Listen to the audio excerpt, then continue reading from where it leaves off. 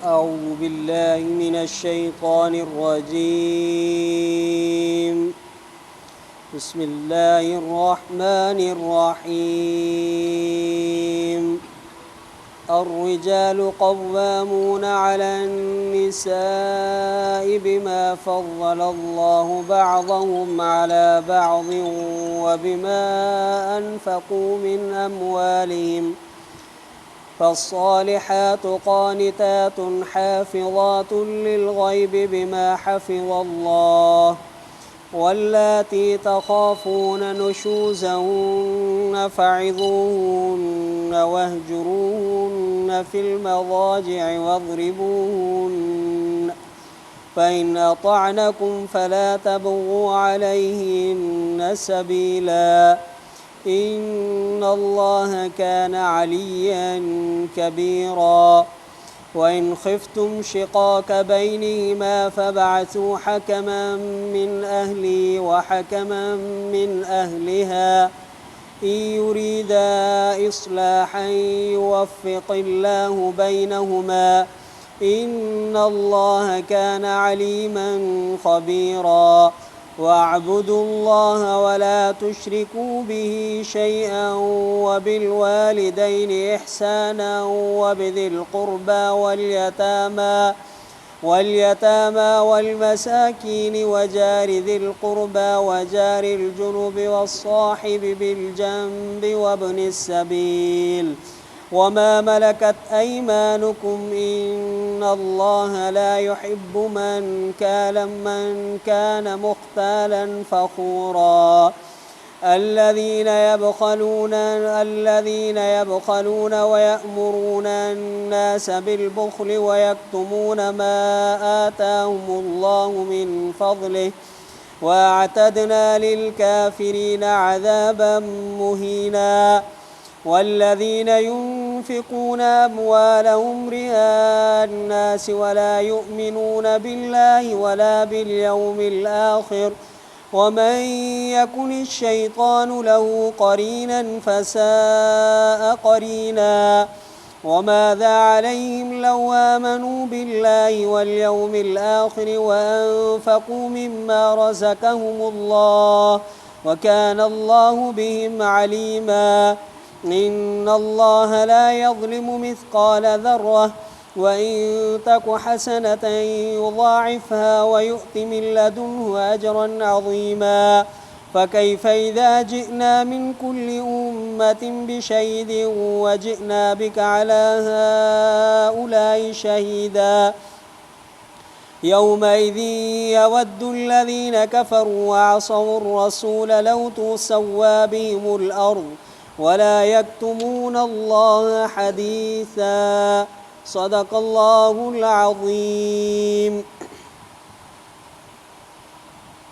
मर्द हुक्मरान आहिनि या मर्द क़ाइमु थींदड़ आहिनि औरतुनि ते, उन सबब जे करे जो फ़ज़ीलत ॾिनी अल्लाह ताला, इन्हनि मां बाज़ खे बाज़ ते, कुझ खे कुझ ते, ऐं उन जे करे जो ख़र्च कयूं पंहिंजे मालनि खां। पोइ नेक औरतूं फर्मा बरदारी कंदड़, हिफ़ाज़त कंदड़ ॻुझ जे लाइ, ग़ैब जे लाइ, उन शइ सभां जो हिफ़ाज़त फरमाई अल्लाह ताला।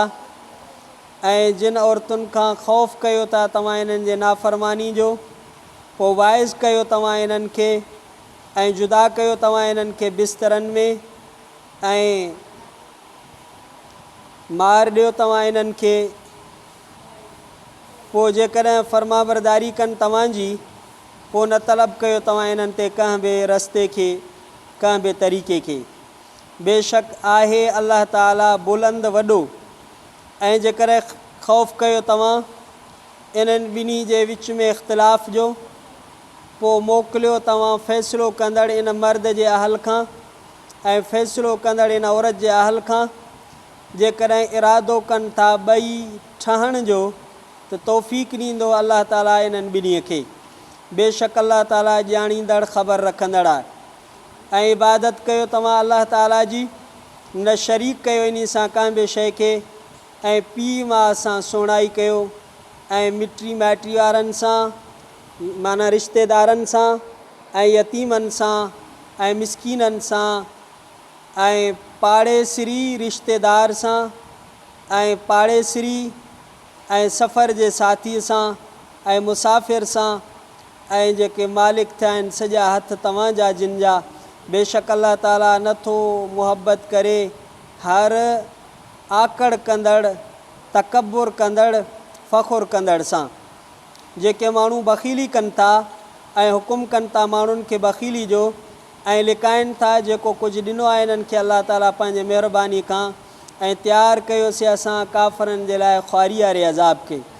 ऐं जेके माण्हू ख़र्च कनि था पंहिंजे मालनि खे माण्हुनि जे ॾेखाव जे लाइ नथा ईमान आणिन अल्लाह ते ऐं न की आख़िरत जे ॾींहं ते। ऐं जेको माण्हू जो आहे इन जे लाइ शैतान दोस्त पोइ बुछड़ो दोस्त आहे। छा आहे इन्हनि ते जेकर ईमान आणिन अल्लाह ते ऐं आख़िरत जे ॾींहं ते ऐं ख़र्च कनि उन्हनि शयुनि मां जहाँ जो रिज़्क़ ॾिनो आहे इन्हनि खे अल्लाह ताला ऐं आहे अल्लाह ताला इन्हनि खे ॼाणंदड़। बेशक अल्लाह ताला नथो ज़ुल्म करे ज़रे बराबरि। जेकर हूंदी का चङाई त ॿीणो कंदो इन खे ऐं ॾींदो इन खे पाण वटि अजुरु वॾो। पोइ कीअं हूंदो जंहिं वक़्तु आणींदासीं असां हर उम्मत मां गवाही ॾींदड़ शाहिदी ॾींदड़ ऐं आणींदासीं असां तोखे इन्हनि ते गवाही ॾींदड़। तंहिं ॾींहुं चाहींदा काफ़र तमन्ना कंदा काफ़र ऐं जिन नाफ़रमानी कई रसूलुल्लाह सल्लल्लाहु अलैहि वसल्लम जी काश के बराबरि कयो वञे काश के बराबरि कया वञनि इहे ज़मीन सां बराबरि कजे इन्हनि खे ज़मीन बणाए करे ऐं न लिकाईंदा अल्लाह ताला खां का बि ॻाल्हि। सूरतुन निसा जो 6हों रुकू 5 सिपारे जो 3हों रुकू आयत नंबर 33 खां आयत नंबर 42 ताईं मुकम्मल रुकू तिलावत कयोसीं। चूँकि रुकू वॾो आहे ऐं जेकॾहिं इन ते हिकिड़ी आयत ते तफ़सील सां ॻाल्हाइजे त काफ़ी ॾींहं इन में असांखे दरकार थींदा। तंहिंजे करे अॼु जो इन्हनि आयात जो तफ़सीर असां तफ़सीर जलालैन अरबी वारे तफ़सीर तां जेको इंतिहाई मुख़्तसर लिखियलु आहे पेश करे रहिया आहियूं। उन्हनि पहिरीं आयत में अल्लाह ताला फरमायो त मर्द क़ाइमु थींदड़ आहिनि ज़िम्मेदार आहिनि हुकुमरान आहिनि पंहिंजे घर वारनि जा। इन आयत जो शान नुज़ूल हिन तरह आहे जो साद बिन रबी रज़ी अल्लाह ताला अन्हु उन जी घरवारी हज़रत हबीबा उन खां पंहिंजे मुड़ुस जे हक़ में का ग़लती थी वई। पोइ उन जे मुड़ुस उन खे चमाट हईं। पोइ उहा नबी सल्लल्लाहु अलैहि वसल्लम जे ख़िदमत आलिया में पंहिंजे पीउ खे वठी करे शिकायत खणी हाज़िर थी। साईं जन जवाब में इरशाद फरमायो त तूं बि किसास वठेसि। अञा वापसी में रस्ते में ई हुआ त जिब्रील अमीन अलैहिस्सलातु वस्सलाम अल्लाह ताला जो इहो हुकुम खणी करे आका सल्लल्लाहु अलैहि वसल्लम जे ख़िदमत आलिया में हाज़िर थियो त अर्रिजालु क़वामून अलन निसा मर्दनि खे अल्लाह ताला हक़ ॾिनो आहे जो औरतुनि खे अदब सेखारिन उन्हनि जी तरबियत कनि ऐं उन्हनि जे जेको आहे उन्हनि खां का अहिड़ियूं ग़लतियूं कोताहियूं थियनि त उन्हनि जी हथ रोक कनि। उन जे बारे में इहा आयत नाज़िल थी पर हुकुम आम आहे त औरतुनि खे अदब सेखारणु ऐं उन्हनि जे इन्हनि ते उन्हनि खे तंबीह करणु मर्द खे हक़ आहे। अल्लाह ताला इन्हनि खे फ़ज़ीलत मर्दनि खे औरतुनि जे मथां काफ़ी शयुनि सां ॾिनी आहे। पहिरियों त मर्द खे अल्लाह ताला औरत खां अकुल में वधीक रखियो आहे। मर्द औरत खां अकुल में वधीक आहे।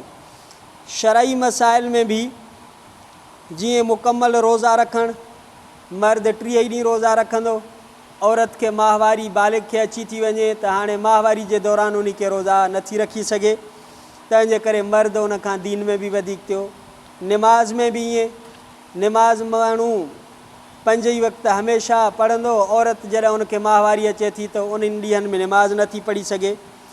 नबूअत नबी मर्द थींदा आहिनि औरतूं न थींदियूं। ख़िलाफ़त ख़लीफ़ा जेके बि थिया आहिनि त आदम अलैहिस्सलाम खां वठी करे ख़िलाफ़त मर्दनि में रही आहे, औरतुनि में ख़िलाफ़त न आहे। इमामत, निमाज़ जी इमामत मर्द करे सघंदो, औरत नथी करे सघे। आज़ान मर्द ॾेई सघंदो, औरत नथी ॾेई सघे। ख़ुतबो मर्द ॾेई सघंदो, औरत नथी ॾेई सघे।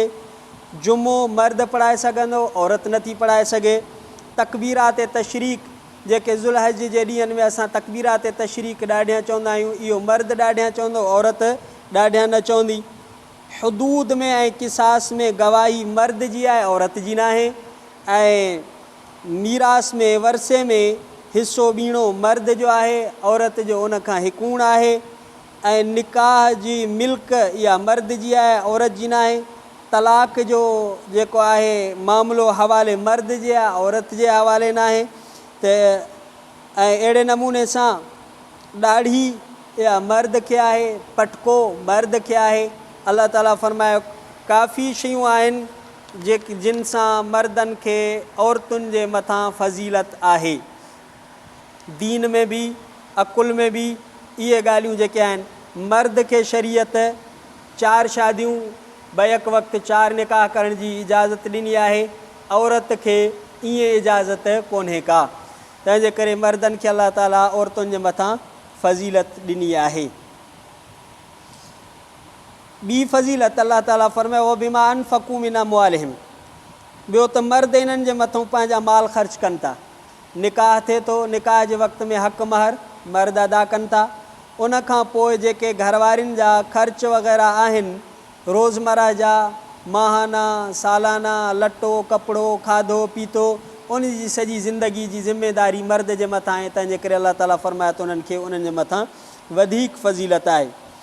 बाक़ी जेके नेक औरतूं आहिनि, फर्मा बरदारी कंदड़ आहिनि अलाह जी ऐं पंहिंजे मुड़ुसनि जूं, ऐं पर पुठ ॻुझ में उन्हनि जा मुड़ुस मौजूदु न आहिनि, उन्हनि जे इज़त में, आबरू में, माल में हिफ़ाज़त कनि थियूं। अलाह ताला जीअं उन्हनि जी हिफ़ाज़त कई आहे, जिन्हनि खे जीअं अलाह ताला उन्हनि खे हुकुम फ़रमायो आहे, ऐं त पोइ इन्हनि जी वॾी फ़ज़ीलत आहे।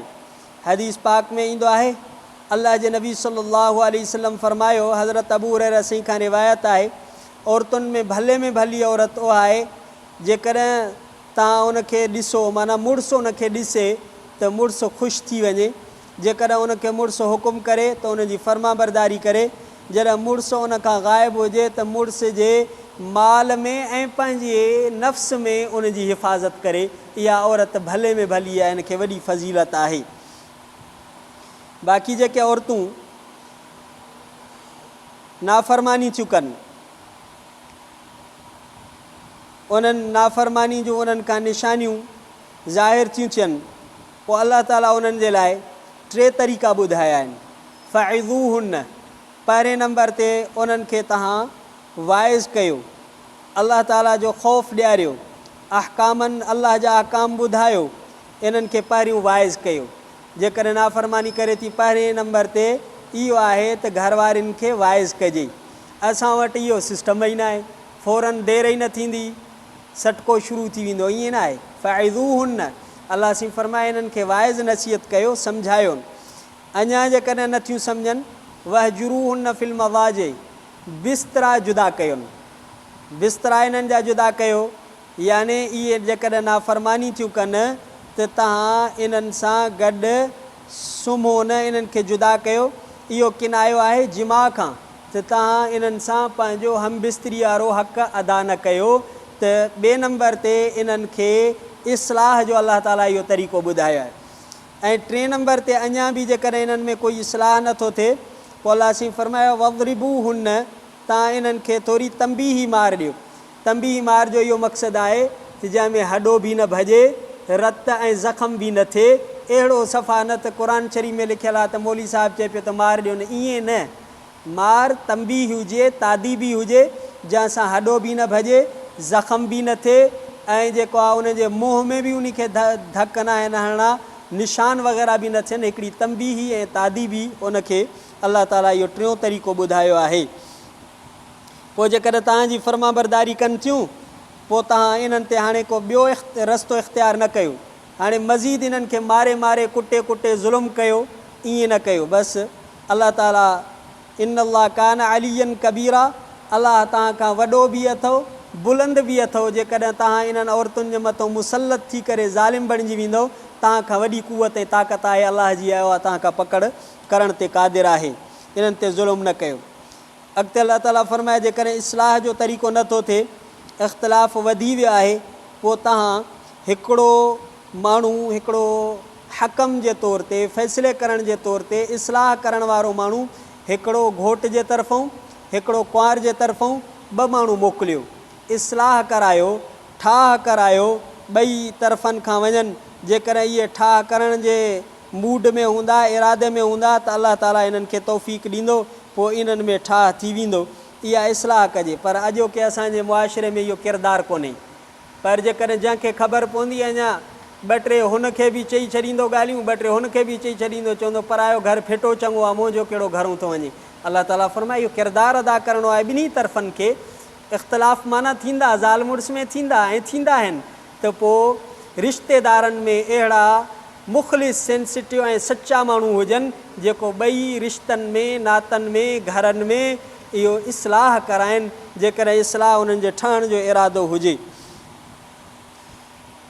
अलाह ताला फरमाए त मूंखे इल्मु बि आहे, ख़बर बि आहे, ज़ाहिर खे बि ॼाणियां थो, बातिन खे बि ॼाणियां थो।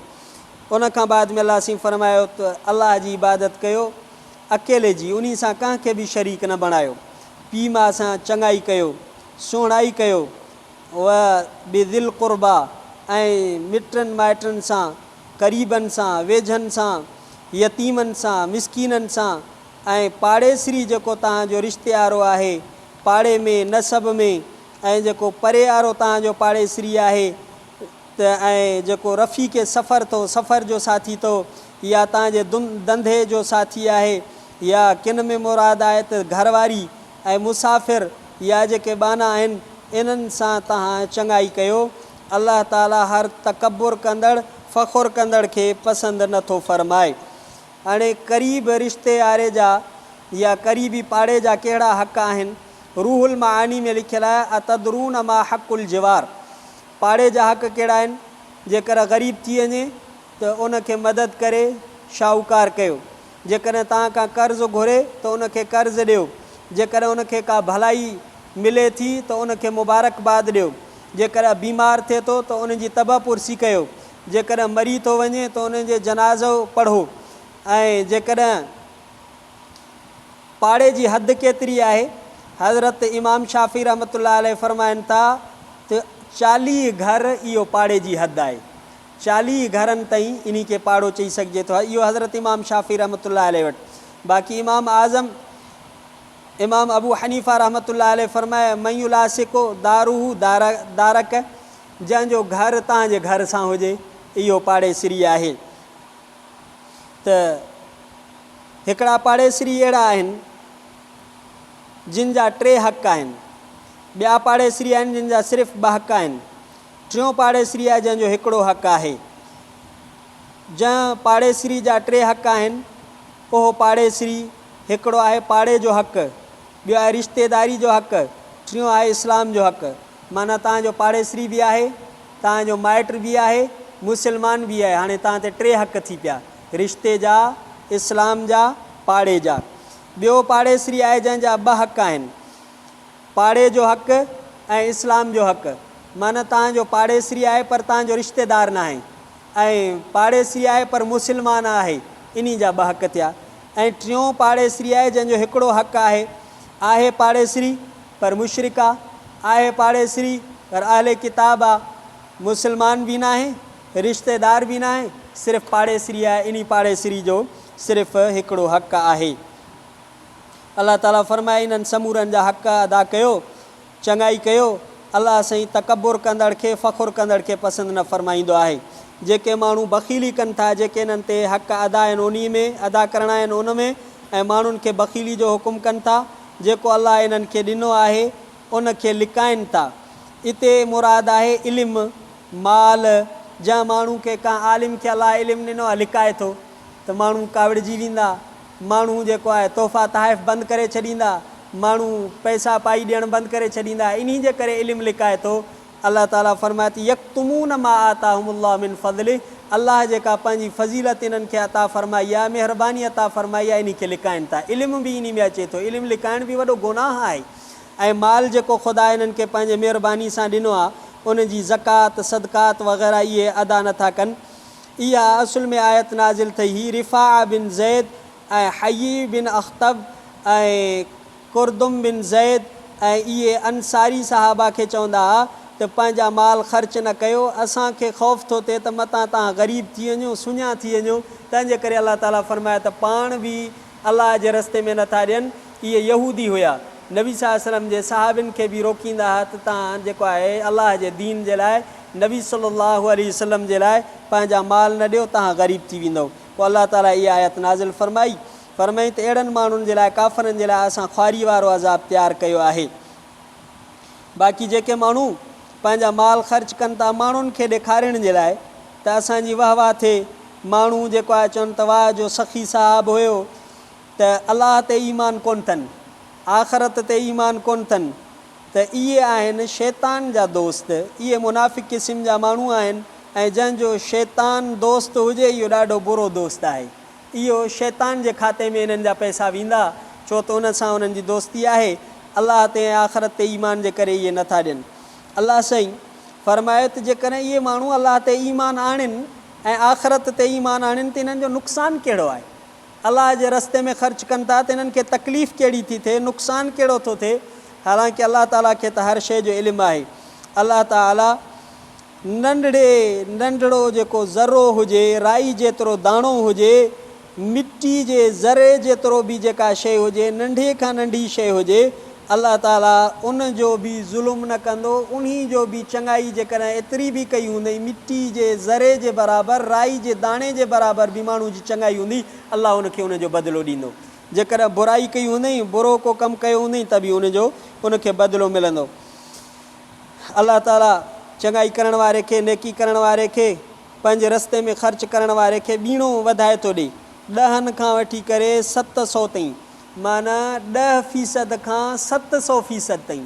एतिरी दुनिया में काई बि बैंक कोन्हे का, अहिड़ी काई बि कंपनी कोन्हे का जेका तव्हांखे 700% फ़ाइदो ॾिए अलाह जी ज़ात खां सवाइ। अलाह सी पंहिंजे तरफ़ों अता कंदो आहे ॿीणो टीणो घणो अजुर। आख़िरी आयत में अलाह सी फ़रमायो त माण्हुनि जो कीअं हाल थींदो जॾहिं हर उम्मत मां शाहिदी ॾींदड़ शाहिदी ॾींदा। इहो उन्हनि जो नबी हूंदो जेको पंहिंजे उम्मत ते शाहिदी ॾींदो, ऐं हे उम्मत मुहम्मद सल्लल्लाहु अलैहि वसल्लम वरी समूरनि उम्मतुनि जे मथां शाहिदी ॾींदी, ऐं नबी सल्लल्लाहु अलैहि वसल्लम वरी पंहिंजे उम्मत जी तस्दीक़ फ़रमाए पूरी उम्मतूं ऐं इंसानियत जे मथां ऐं पंहिंजी उम्मत जे तस्दीक़ में गवाही ॾींदा। पोइ काफ़र उन्हनि जी तमन्ना कंदा, काश के जिन अलाह जे रसूल सल्लल्लाहु अलैहि वसल्लम जी नाफ़रमानी कई, काश के अॼु असां ज़मीन वांगुरु, जीअं ज़मीन मिटी बणिजी वई आहे, मिटी आहे, असां बि ईअं मिटी बणिजी वञूं हा, असां कुझु हुजूं ई कोन हा। पोइ अलाह ताला फ़रमाया वला यक्तुमून अल्लाह हदीसा, अलाह जा ॾो का ॻाल्हि लिकाए बि कोन सघंदा जो का ॻाल्हि लिकाइनि, छो त रब वटि सभु राज़ आहिनि। इंशा अल्लाह ताला ज़िंदगी रही त वरी सुभाणे वारे रुकू में अल्लाह ताला फ़रमाया त नशे जी हालत में निमाज़ जे वेझो न वञो। इहे अहकाम आहिनि। इंशा अल्लाह ज़िंदगी रही सुभाणे इनखे तिलावत कंदासीं। रब्बना आतिना फ़िद दुनिया हसनतुम फ़िल आख़िरति हसनतुम वक़िना अज़ाबन्नार। अल्लाहुम्मा इन्नका अफ़ूव्वुन करीमुन तुहिब्बुल अफ़्व फ़अफ़ु अन्ना। सल्लल्लाहु तआला खैर ख़ल्क़िही ला इलाहा इल्लल्लाह मुहम्मदुर रसूलुल्लाह।